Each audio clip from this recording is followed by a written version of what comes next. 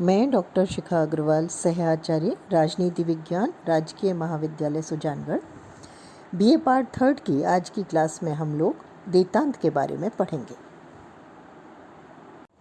द्वितीय विश्व युद्ध के बाद शीत युद्ध की स्थिति काफ़ी लंबे समय तक चली, लेकिन शीत युद्ध की स्थिति से दोनों ही महाशक्तियों को कोई फायदा नहीं था। ऐसी स्थिति में दोनों के मध्य समस्या को सुलझाने के लिए धीरे धीरे सहयोग की भावना ने जन्म लेना शुरू किया। यही सहयोग की भावना देतांत के रूप में जानी जाती है। देतांत की परिभाषाओं को हम लोग देखेंगे। सबसे पहले देतांत एक फ्रांसीसी शब्द है जिसका अर्थ है तनाव में कमी या शिथिलता। इसका जो प्रयोग है वो व्यापक रूप से संयुक्त राज्य अमेरिका और सोवियत संघ के बीच तनाव में कमी या शिथिलता के रूप में किया गया है। उनके मध्य जब मित्रता और सहयोग बढ़ने लगी तो उस समय को हम लोग देतांत के रूप में जानते हैं। कुछ प्रमुख परिभाषाओं के माध्यम से हम देतांत को समझने का प्रयास करेंगे। देतांत के बारे में हेनरी किसिंजर ने कहा, परमाणु युग में सैनिक शक्ति और राजनीतिक दृष्टि से व्यवहारिक शक्ति में जो असंगति है वह देतांत है।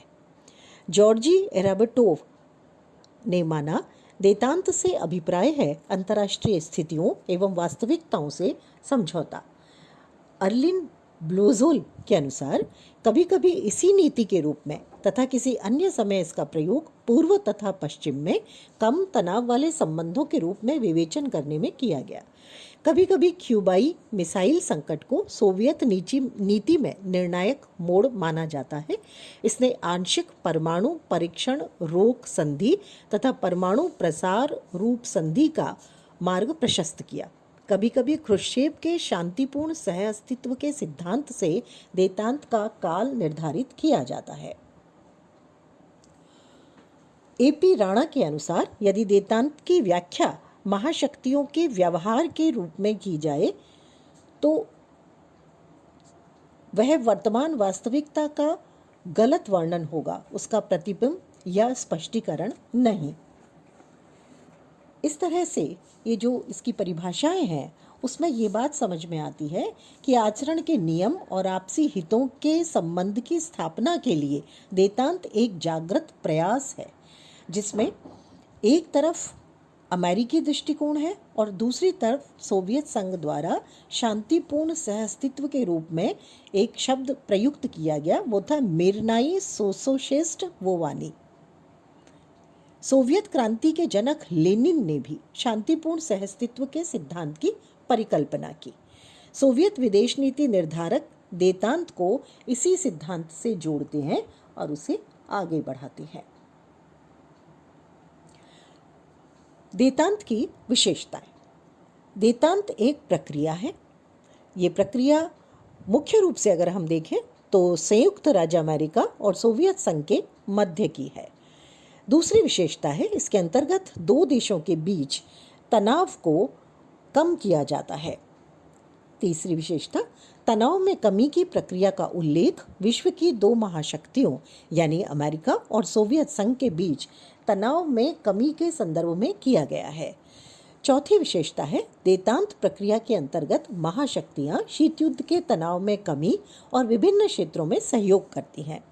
पांचवी विशेषता है, देतांत का अर्थ ये नहीं है कि महाशक्तियों के वैचारिक या अन्य प्रकार के मतभेद खत्म हो गए, बल्कि दोनों देशों की वैचारिक मतभेद या शक्ति संघर्ष की प्रतियोगिता के बावजूद इसमें विभिन्न क्षेत्रों में सहयोग चलता रहता है और उसमें किसी प्रकार की बाधा नहीं आती। तो एक तरह से देतांत कुल मिलाकर के एक ऐसी प्रक्रिया है जो लगातार तनाव को कम कर रही थी और उसके माध्यम से महाशक्तियों के मध्य विभिन्न क्षेत्रों में, चाहे वो आर्थिक क्षेत्र था, चाहे सांस्कृतिक क्षेत्र था, चाहे सामरिक क्षेत्र था, उसमें धीरे धीरे सहयोग शुरू हो गया। देतांत किस कारण से शुरू होता है, क्या उसके पीछे कारण रहे, इसको हम लोग देखते हैं। Professor MS. राजन के अनुसार शीत युद्ध के अवसान एवं देतांत के उदय के पीछे वास्तविक व्याख्या में दो आधारों को लिया गया है। महाशक्तियों का पहला आधार है महाशक्तियों के आपसी हित और दूसरा है उनकी जनता की आकांक्षाओं की अनुभूति। जो प्रमुख कारण हैं देतांत के, जिसके कारण देतांत शुरू होता है, उसको हम देखेंगे। सबसे पहला कारण है परमाणु शक्ति का संतुलन। जैसा कि हम लोगों ने द्वितीय विश्व युद्ध के बारे में पढ़ा था, जब हमने पढ़ा था कि द्वितीय विश्व युद्ध के दौरान अमेरिका ने सबसे पहले परमाणु शक्ति का प्रयोग किया और उस पर एकाधिकार प्राप्त कर लिया, लेकिन 1954 तक सोवियत संघ ने भी सफलतापूर्वक परमाणु शक्ति का प्रयोग कर लिया, उसका विस्फोट किया। और 1962 में जब क्यूबा संकट हुआ तो अमेरिका और रूस दोनों परमाणु क्षेत्र में बराबर थे। ये स्थिति होने पर यह बात स्पष्ट हो गई कि अब किसी युद्ध की तरफ आगे नहीं बढ़ा जा सकता, क्योंकि अब एकाधिकार परमाणु शक्ति पर किसी का नहीं है। तो इस सब के बाद ये देखा गया कि 1972 में सॉल्ट समझौते किए गए और उसके माध्यम से एक तरह से देतांत की शुरुआत हो जाती है। दूसरा कारण है इसमें स्टालिनोत्तर रूस की शांतिपूर्ण सहअस्तित्व की नीति। सोवियत संघ की जो विचारधारा स्टालिन के काल में थी, वो नीति पूरी तरह से उग्र नीति थी, पूंजीवाद को समाप्त करने की नीति।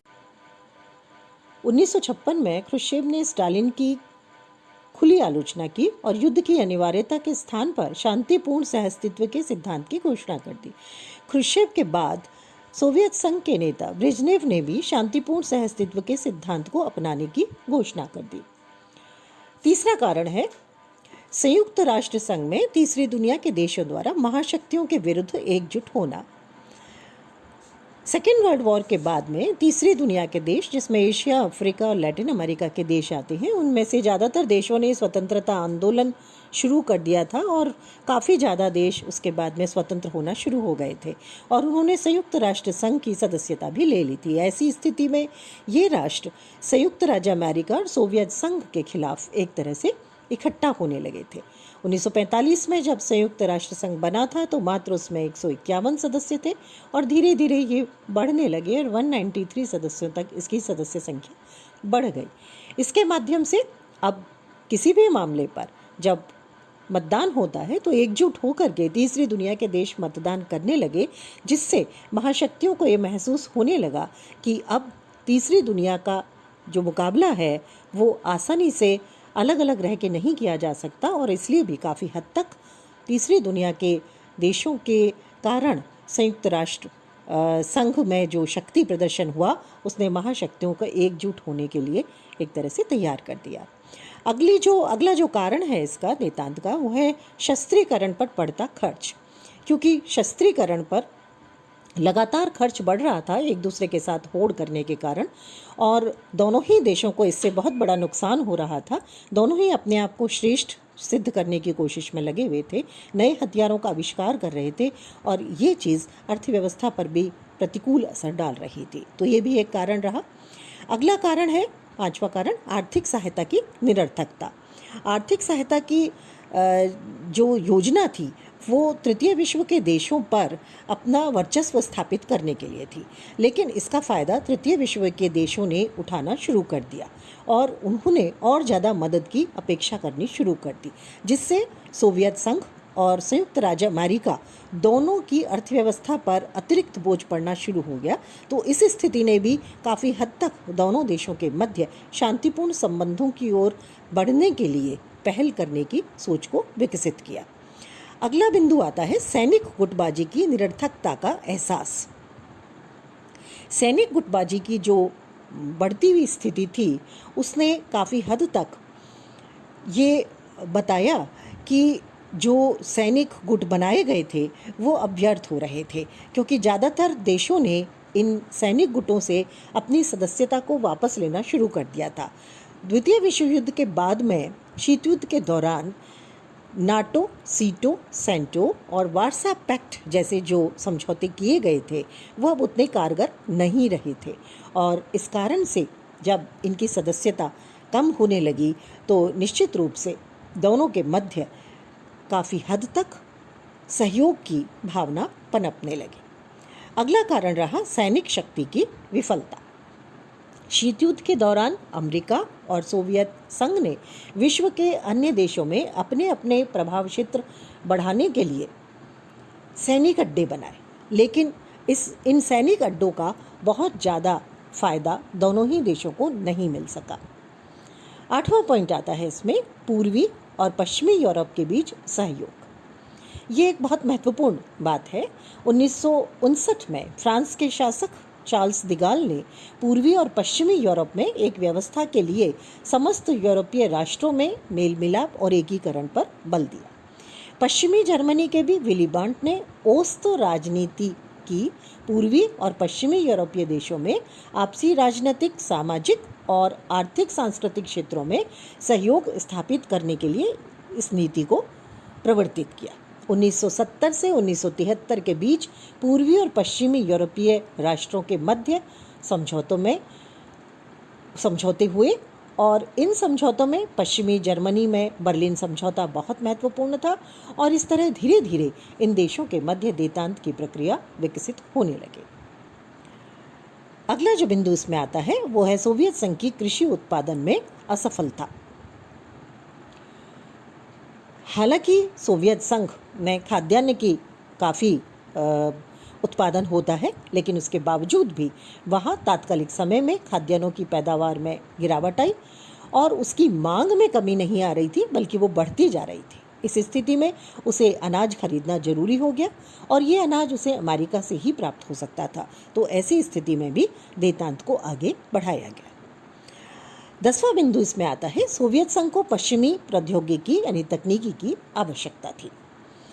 विज्ञान और प्रौद्योगिकी इस समय तक काफ़ी महत्वपूर्ण बिंदु बन चुके थे और उसमें संयुक्त राज्य अमेरिका काफ़ी आगे था। ऐसी स्थिति में सोवियत संघ उस तकनीकी को प्राप्त करने के लिए भी देतांत की नीति अपना रहा था। अगली जो महत्वपूर्ण बात है वो है संयुक्त राष्ट्र संघ की भूमिका।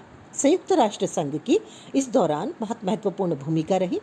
शीत युद्ध के दौरान बहुत बार ऐसा हुआ जब युद्ध हो सकता था, लेकिन संयुक्त राष्ट्र संघ के शांति प्रयासों द्वारा और महासभा के शांति के लिए एकता प्रस्ताव के द्वारा अंतर्राष्ट्रीय संकटों को बहुत बार तृतीय विश्व युद्ध में बदलने से रोका गया और जिस तरह से संयुक्त राष्ट्र संघ ने अपने आर्थिक और सांस्कृतिक और शैक्षणिक क्षेत्र में भूमिका निभाई, उसने भी धीरे धीरे देतांत की तरफ स्थितियों को मोड़ने में मदद की। अगला बिंदु आता है सोवियत संघ और चीन के विवाद का उग्र होना। जब 1949 में चीन में साम्यवादी क्रांति हुई थी तो सोवियत संघ उसका सबसे अच्छा मित्र था, लेकिन धीरे धीरे चीन की उग्र नीतियों और चीन के माओ त्से तुंग की नीति कि हजारों फूलों को एक साथ खिलने दो, यानी वो ज़्यादा से ज़्यादा अपना वर्चस्व बढ़ाना चाहता था, इस नीति ने सोवियत संघ और चीन के विवाद को बढ़ा दिया।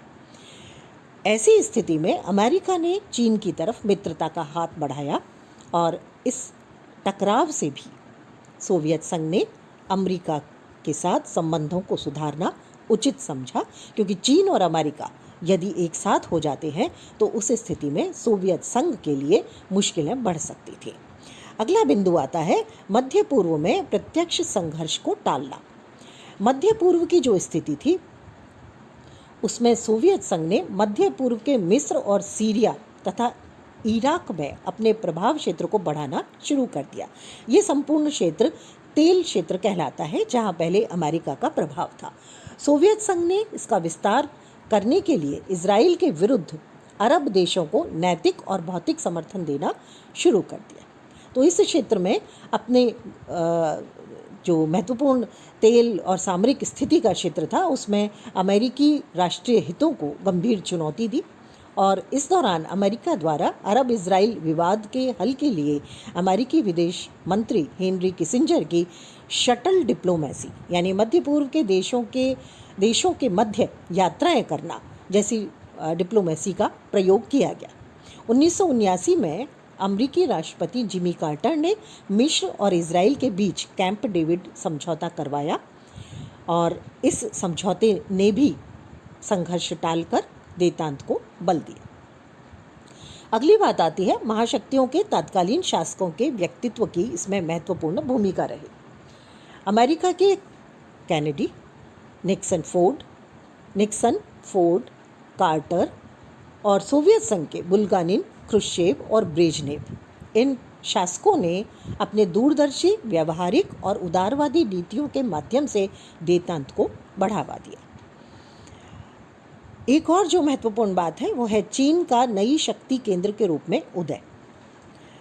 जहां अभी तक विश्व में केवल 2 ही महाशक्तियां थीं, वहां अब एक तीसरी बड़ी शक्ति उभर करके सामने आ रही थी और वो था चीन।